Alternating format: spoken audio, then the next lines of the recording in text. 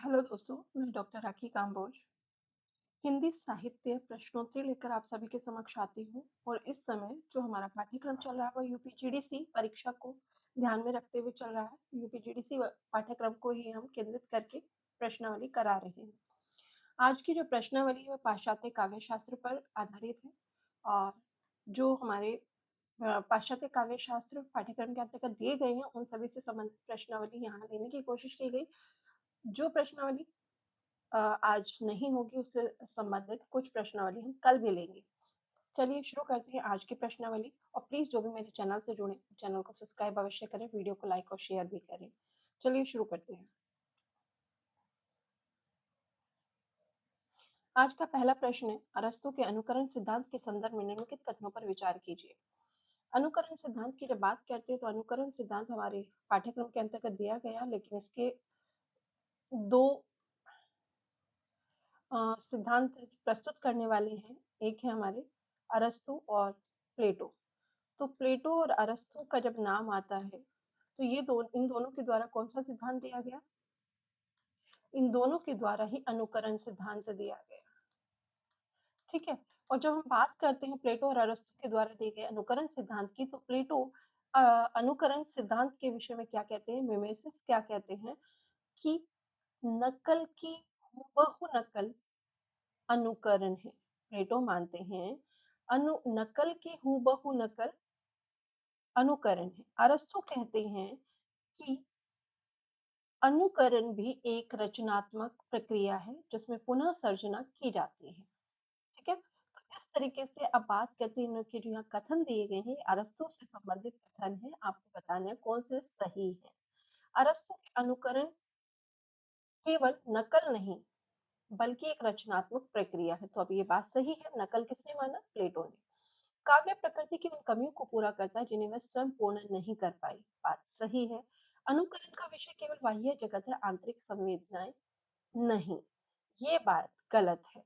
अरस्तु ने अनुकरण को प्लेटो के विपरीत सत्य के निकट माना है। ये बात सही है। ठीक है। प्लेटो सत्य से बहुत दूर मानते हैं क्योंकि वो नकल की नकल है, इसलिए वह सत्य से दूर है। लेकिन अरस्तु पुनः सर्जना मानते हैं, रचनात्मक इकाई मानते हैं, रचनात्मक प्रक्रिया मानते हैं। तो जब कोई रचना की जाएगी तो वो सत्य के निकट होगी। तो इसीलिए अनुकरण प्लेटो के विपरीत इनका जो अनुकरण सिद्धांत है उसे ये सत्य के निकट मानते हैं। इस तरीके से आपने देखा 1, 2 और 4 सही है, हमारा बी विकल्प सही हो जाएगा। बढ़ते हैं अगले प्रश्न पर। अरस्तु के विरेचन और त्रासदी के विषय में कौन से कथन सत्य है? अरस्तु ने विरेचन सिद्धांत दिया। ट्रेजेडी के विषय में बात की तो बात कहते हैं त्रासदी का कार्य करुणा और भय के माध्यम से। त्रासदी ट्रेजेडी यानी कि दुखांत घटनाएं जो हैं, त्रासदी का कार्य क्या है? करुणा और भय के माध्यम से मन के विकारों का शुद्धिकरण करना। बिल्कुल सही बात है। मन शुद्ध हो जाता है किससे? त्रासदी के कार्य करुणा और भय के माध्यम से। विरेचन एक मनोवैज्ञानिक और स्वास्थ्य परक प्रक्रिया है। ये बात भी सही है। त्रासदी के नायक को हरमेटिया अर्थात नैतिक पतन का दोषी होना चाहिए। ये नहीं कहते, ये नायक को नैतिक पतन का दोषी नहीं मानते, बल्कि ये कहते हैं कि नायक नैतिक रूप से बुरा नहीं होता, बल्कि उसमें कोई निर्णय संबंधी चूक या अल्पज्ञता अर्थात हरमिटिया होती है। ठीक है। तो ये कथन इनका गलत हो जाएगा। त्रासदी के 6 तत्व माने हैं। कितने माने अरस्तु ने? 6 तत्व। अरस्तु ने उनमें मुख्य माना है कथानक। किसको माना? कथानक। त्रासदी के 6 तत्वों में अरस्तु ने कथानक को सबसे महत्वपूर्ण माना। ये बात सही है। इस तरीके से आप देखेंगे कि यहाँ गलत बता रहे हैं। गलत कौन सा हो गया? 3। तो 3 किसमें दिया है? केवल 3 ए विकल्प के अंतर्गत दिया गया, तो हमारा उत्तर हो जाएगा ए। लोनजाइनस के उदात्त सिद्धांत के 5 स्रोतों में निम्न कौन सा शामिल नहीं है? लोनजाइनस के उदात्त सिद्धांत की बात करते हैं सबलाइम थ्योरी। लोनजाइनस ने दी है। उन्होंने लोनजाइनस के सबलाइम के कितने स्रोत माने? सोर्सेज माने 5। कौन सा शामिल नहीं है जो दिए गए विकल्प है उनमें? तो देखेंगे महान और पुष्ट विचार धारण करने की क्षमता, बिल्कुल। प्रबल और प्रेरणा प्रसूत आवेग, इमोशन की बात की। अलंकार विधान और उत्कृष्ट भाषा शैली की बात की।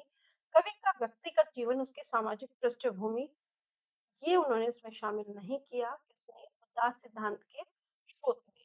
तो इस तरीके से यहाँ हमें बता रखा कौन सा शामिल नहीं है। 3 शामिल है, ए भी शामिल है, बी भी और भाषा शैली भी। तो आप देखेंगे कि चौथा जो विकल्प है वो गलत है। तो यहाँ हो जाएगा हमारा उत्तर ए, केवल 4। 5 स्रोतों में शामिल नहीं है। यहाँ 3 स्रोतों की बात आ गई। टीएस इलियट की निर्व्यक्तिकता के सिद्धांत के विषय में सही कथन बताना। किसकी बात कर रहे हैं? टीएस इलियट ने कौन-सा सिद्धांत दिया? निर्व्यक्तिकता का सिद्धांत दिया। उसके विषय में कौन-सा कथन सही है, ये पहचानना है, बताना है। कविता कवि के व्यक्तित्व की अभिव्यक्ति नहीं, बल्कि व्यक्तित्व से पलायन है, सही बात है। इलियट कहते हैं कविता व्यक्तित्व से पलायन है। ठीक है? तो ये बात सही है। कवि का मन एक प्रेरक है, कैटालिस्ट की तरह कार्य करता है, सही बात है। इलियट ने कवि की तुलना प्लेटिनम के तार से की है, ये बात भी सही है। किसकी की है? कवि की तुलना प्लेटिनम के तार से की है। काव्य में कवि की निजी संवेदनाओं का महत्व सर्वोपरि होता है, ये बात नहीं है। तो यहाँ आपको सही कथन बताना था और सही कथन आपने देखा 1, 3 है। इस स्थिति में आप यहाँ उत्तर देखेंगे क्या हो जाएगा? 1, 2, 3 सी विकल्प के अंतर्गत दिया गया है। रिचर्ड्स के मूल्य सिद्धांत के संदर्भ में सही कथन बताना है। वह वस्तु मूल्यवान है जो हमारी इच्छाओं को बिना किसी अवरोध के संतुष्ट करे, बिल्कुल सही बात है। कला का मूल्य इस बात में है कि वह मन में व्यवस्था स्थापित करे, ये बात भी सच है। रिचर्ड्स ने कला को केवल सौंदर्य शास्त्र का विषय माना, मनोविज्ञान का नहीं, ये बात गलत है। केवल जो शब्द आया इसने कर दिया। श्रेष्ठ कला वह है जो न्यूनतम त्याग के साथ अधिकतम इच्छाओं का समन्वय करे। त्याग कितना हो? न्यूनतम हो। इच्छाएं पूरी ज्यादा से ज्यादा हो, तो यही श्रेष्ठ कला का समन्वय है। ये बात सही है। इस स्थिति में आपको यहाँ बताने हैं सही कथन। तो सही कथन है गए 1, 2 और 4। 1, 2, 4 किसमें दिया? ए विकल्प में दिया है 1, 2 और 4। ठीक है। रिचर्ड्स के संप्रेषण सिद्धांत के बारे में कौन सा कथन सही है? संप्रेषण का अर्थ है, रिचर्ड्स ने दो सिद्धांत दिए, मूल्य का सिद्धांत और संप्रेषण। यहाँ बात करें संप्रेषण, संप्रेषण का अर्थ है रिचर्ड्स के अनुसार कलाकार और पाठक की अनुभूतियों में साम्यता होना, बिल्कुल सही बात है। दोनों की जो अनुभूति है वो समान होती है, तभी संप्रेषण सफल होता है। कलाकार की अनुभूति जब पाठक के मन में वैसी स्थिति में पैदा करे जो कलाकार के मन में थी, तो संप्रेषण सफल है, सही बात है। अर्थात जो वह खुद महसूस कर रहा है, यदि उसी तरह की भावनाएं पाठक के मन में आ रही हैं, तो संप्रेषण सफल होगा। आप देखते हैं कि जब आप कोई फिल्म देखते हैं, कोई नाटक देखते हैं, तो वैसे जो कलाकार प्रस्तुत कर रहा है, उससे संबंधित भावनाएं आपके अंदर चलने लगती, वैसे आश्चर्य बन जाते हैं। तो वहाँ क्या है, जो कम्युनिकेशन था कलाकार का, वो सफल हो। ठीक है? तो कलाकार की अनुभूति जब पाठक के मन में वैसी स्थिति पैदा करे, तो संप्रेषण सफल होता है। ये लेखक के विषय में भी लेखक ने जो काम किया है, लिखा है, जिस भाव से लिखा वैसे ही पाठक महसूस कर रहा है, तो उसका संप्रेषण सफल है। संप्रेषण के लिए भाषा का प्रतीकात्मक होना आवश्यक नहीं, ऐसा नहीं है। प्रतीकात्मक भाषा के बिना संप्रेषण कैसे सफल रहेगा? संप्रेषण एक स्वाभाविक मानवीय प्रक्रिया है, सही है। यहाँ देखेंगे कथन 3 गलत हो गया, आवश्यक है। 1, 2 यहाँ आपको सही ही बताना है। सही बताना है 1, 2, 4 सही। बी विकल्प सही हो जाएगा। अगला प्रश्न। उच्च के अभिव्यंजनावाद के संबंध में निम्नलिखित कथन कौन सा सत्य है? यहाँ पर सत्य कला आंतरिक सहज ज्ञान की अभिव्यक्ति है, इंट्यूशन की अभिव्यक्ति सही। कला और अभिव्यंजना में कोई भेद नहीं है, वे अभिन्न है, ये बात भी सही है।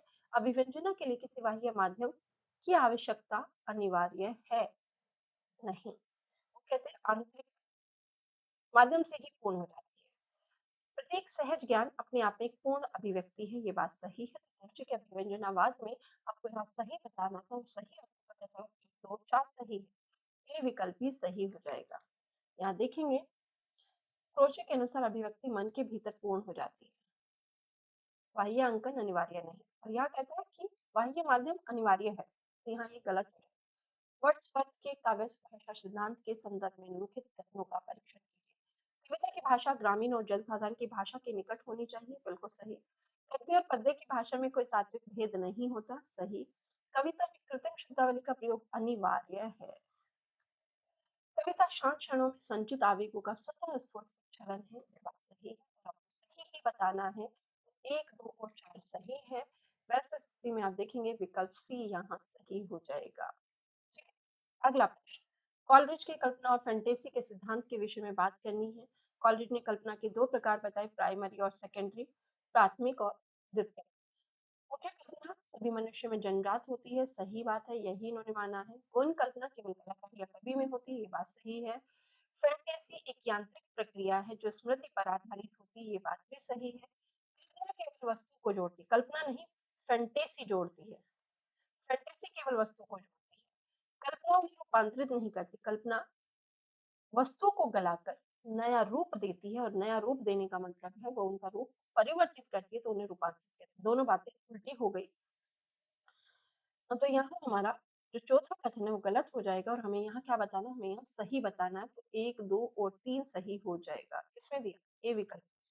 ठीक, अगले प्रश्न पे बढ़ते हैं। पाश्चात्य सिद्धांतों के कालक्रम, ये कालक्रम नहीं है।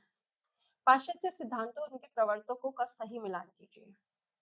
अनुकरण सिद्धांत प्लेटो और अरस्तु दोनों ने दिया, उदात्त सिद्धांत लॉन्जाइनस ने दिया, संप्रेषण सिद्धांत रिचर्ड्स ने दिया और दूसरा सिद्धांत इन्होंने मूल्य का दिया। कल्पना सिद्धांत कॉलरिज ने दिया। तो यहाँ 1, 2 और 4 सही है। क्या सही है? 1, 2 और 4। ठीक है, 3 गलत है। अगला प्रश्न है, वर्ड्सवर्थ की लिरिकल ब्लेडर्स का प्रकाशन वर्ष क्या है? लिरिकल ब्लेडर्स का प्रकाशन वर्ष तो है 1798 ईस्वी, लेकिन इन्होंने इसकी भूमिका जोड़ी थी 1800 यानी 2 साल बाद। ठीक है, अगला प्रश्न है, कॉलरिज के बायोग्राफिया लिटरेरिया में किसका खंडन किया गया? बायोग्राफिया लिटरेरिया किसका ग्रंथ है? कॉलरिज का। इसमें खंडन किया गया अरस्तु के अनुकरण का, एलियट की परंपरा का, प्लेटो के आदर्शवाद के या वर्ड्सवर्थ के काव्य सिद्धांत का, भाषा सिद्धांत का। बिल्कुल सही है, वर्ड्सवर्थ के काव्य भाषा सिद्धांत का यहाँ खंडन किया गया। किसके द्वारा? कॉलरिज के। तो ऐसी स्थिति में हमारा उत्तर क्या रहेगा? केवल 1। ठीक, अगला प्रश्न है, कविता का जन्म शांत क्षणों में होता है, किसने कहा है? अभी हमने देखा वर्ड्सवर्थ ने। जब वर्ड्सवर्थ से संबंधित कथन आए थे तो वहीं ये बात चौथे विकल्प में बताई गई थी कि कविता का जन्म शांत क्षणों में होता है। रिचर्ड्स के अनुसार सेंस के 4 स्तरों में कौन शामिल नहीं है? कितने स्तर बताए सेंस के अर्थ के? 4। 4 में कौन सा शामिल नहीं है? पहले देख लेते क्या शामिल है। सेंस, फीलिंग, टोन और इंट्यूशन, 4 शामिल हैं। ठीक है, वाच्यार्थ, भाव, स्वर और अभिप्रेरणा, सॉरी अभिप्राय, इंट्यूशन, इंटेंशन। ठीक है, ये शामिल है। वाच्यार्थ, फीलिंग, टोन और म्यूजिक की जगह आ जाएगा अभिप्राय। ठीक है, तो 4 हो जाएंगे। इसमें कहा है कौन सा शामिल नहीं है? 4 शामिल नहीं है, तो केवल 1, ये हमारा उत्तर हो जाएगा। और अंतिम प्रश्न, एस्थेटिक नामक ग्रंथ के रचयिता कौन है? एस्थेटिक ग्रंथ किसने लिखा? जो अभिव्यंजनावाद के प्रवर्तक है क्रोचे, उन्होंने लिखा। ठीक है, तो क्या है? एस्थेटिक ग्रंथ किसके द्वारा लिखा गया? क्रोचे के द्वारा लिखा गया। ये थी हमारी आज की प्रश्नावली जो पाश्चात्य काव्य शास्त्र पर आधारित थी। उम्मीद करती हूँ ये प्रश्नावली आपको पसंद आएगी, आपको समझ आएगी और इससे यदि आप लाभान्वित हो रहे हैं तो प्लीज चैनल को लाइक और सब्सक्राइब, चैनल को सब्सक्राइब करें, वीडियो को लाइक एंड शेयर करें। फिर मिलते हैं अगली कक्षा में पाश्चात्य काव्य शास्त्र से संबंधित प्रश्नावली लेकर। तब तक के लिए सभी को नमस्कार, अपना ध्यान रखिए, खुश रहिए।